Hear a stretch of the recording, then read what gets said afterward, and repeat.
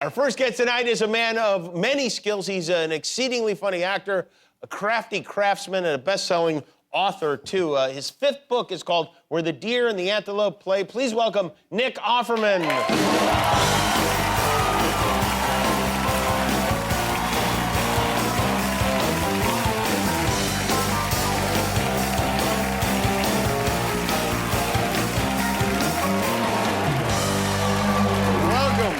Look at you all clean-shaven and everything. Well, I'm in author mode. Oh, I see. I understand. But the cover of your book, which I love, by the way, is a very brawny paper towel, I'd say.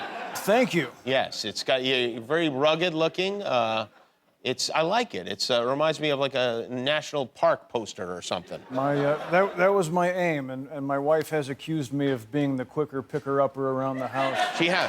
As well. Now, this is your fifth book. The other four were about how to get rich selling timeshares, right? Isn't it something like that? So this is a real... They were pretty much the same subject matter. I just kept trying to get it right, and I think finally I nailed it in this one. You got some incredible endorsements on the back of the book, some blurbs from Henry David Thoreau, Mother Nature, a badger even. That is... this is... remarkable that you're able to wrangle. It's you just got to be persistent. Is that right? Is that how you do it? Yeah. If they don't return your DMs, go knock on the door. You know. What or who inspired you to write this book? Oh boy. First and foremost, this agrarian writer from Kentucky named Wendell Berry. Mm-hmm. But so many other writers of his ilk: Aldo Leopold, John Muir, Thoreau, Emerson. And just all the writers that talk about having common sense when it comes to understanding our relationship with nature, specifically where our food comes from, you know, and the health of our ecosystem and how that applies to the health of our food systems and how we take care of our farmers or not. Now, this book is split into three parts. The first part, tell us what the first part is. The first part is hiking in Glacier National Park with my friends Jeff Tweedy and George Saunders. Okay, great singer, great writer, yes. Classic bromance, yeah. Yes. And there's a shepherd friend of yours, yeah, right? The second third is me spending a lot of time in the Lake District of England with my friend James Rebanks, a shepherd, and his family, in this incredibly picturesque storybook setting where they raise sheep, and now they're developing a herd of belted Galloway cattle as well. And you got yourself one of these cows. I fell in love. I wanted to get adopted into the family, and they refused to have me. So I did the next best thing, and through him, at their local auction, I bought the prize heifer cow that year. Oh, at the auction. Oh, wow. Yep, there she is. Her name is Eyebright, and that's with her second calf this year, a bull calf named Tommy 3, which, for Parks and Rec fans, when he was born, we thought it was a girl, and so I said, let's name her Tammy 3. That'll be funny.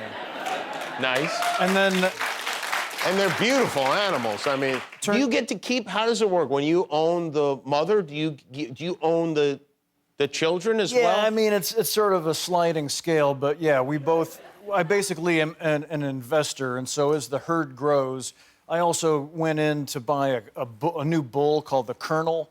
Oh yeah, I think we have a picture of the Colonel too. Let's take a look. There's the Colonel. Yeah. Wow. That guy. Wow, he gets the job done. I stand at attention when the Colonel's around. Well, the Colonel has a nose ring, it looks like, there. Yeah, you know, that's a common thing with bulls. I've seen my friend James when a couple times, one time a cow had to be artificially inseminated, and they usually have a big brace that they gently hold the cow in when they have to do something like that.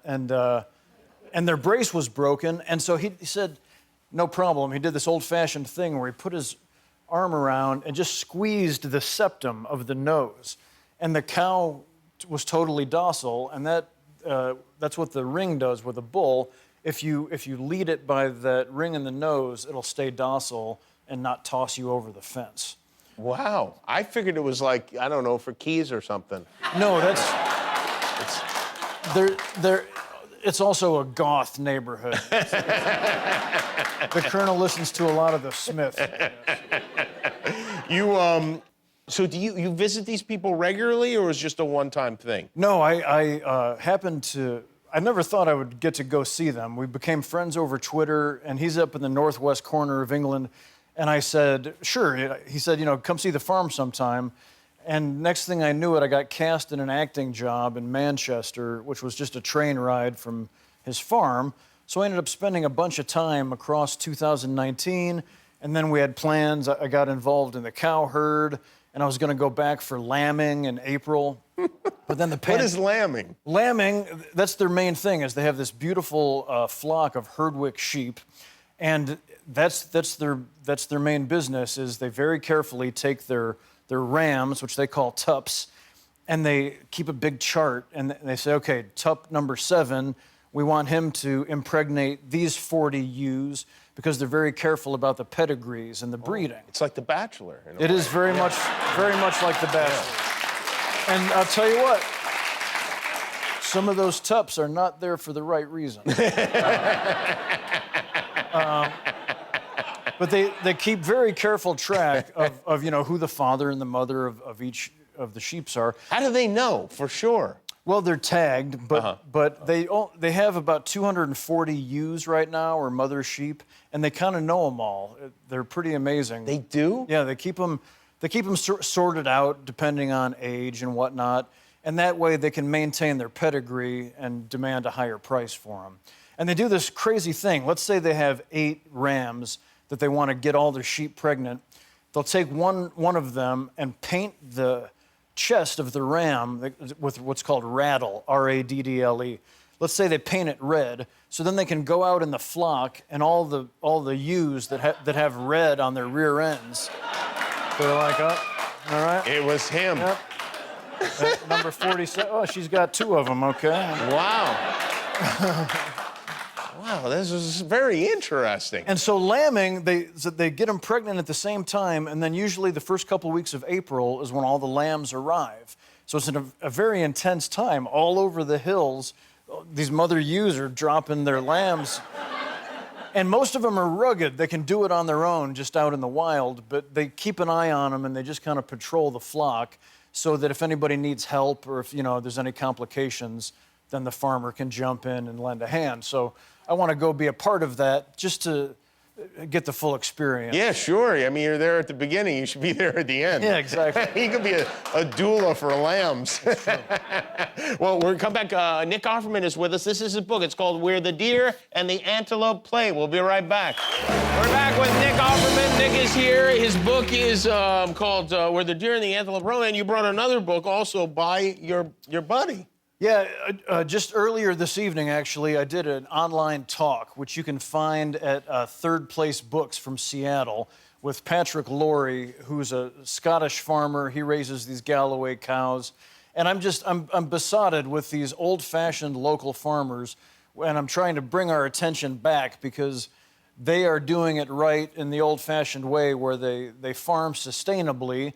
And if we can pay attention to the way they do it, then we can keep having cheeseburgers. Yeah, right, which is the most important thing there is. And on that, I'm announcing my run for office. You should. I feel like we're going to lose you to the countryside one of these days. I hope so. Yeah. You, part of the book is an RV trip you and your wife, Megan, took. You bought an Airstream trailer. We did. Which is fun. Super Was it fun? So fun. Yeah, yeah. Did you have a plan going into the trip, or did you just play it by ear? Oh, no, we had a plan. Megan Mullally does not wing things. She does not wing things. She is an amazing curator. She's amazing at picking things. But we also then learned, once we set out on the road, there are certain things you can't learn online, like any resort or any specialized location like Disneyland. You don't learn how to cut in line. You have to go there and figure out the tricks, Yeah, right, yeah. There were some rules. In fact, to RV life, yes. To RV life, yeah. The first one we got to, and we lazy modern Americans, you don't pay attention to like reading the rules they send you and stuff. Of course not. There were things like, make sure you get in before 10 p.m. because quiet hours start. Oh. You're like, oh, of course. Okay, Mom. And then we got there, and I forgot we'd lose an hour going into Arizona. And they said, well, no, it's after quiet hours, so you have to go over to that parking lot in the freezing cold. And no, you can't plug into anything. Like, didn't you read the thing we sent you? And so the very first night, we spent like waiting outside the RV park, freezing our butts off. Yeah, it's fun. You know, it's funny because you really want to be. The idea of having an RV is we go where we want, and then you realize you're making just kind of the same plans you would if you were staying in a hotel. You would, but once you figure that out, you know, that was a huge lesson. And then Megan she immediately called every single one and was like, okay, we don't want to have that happen again. Yeah. So from then on, it went very smoothly. Okay. Also, I saw this trailer that came out last night of this miniseries that's going to be on Hulu, Pam and Tommy. That's right. And you are not Pam. You're not Tommy.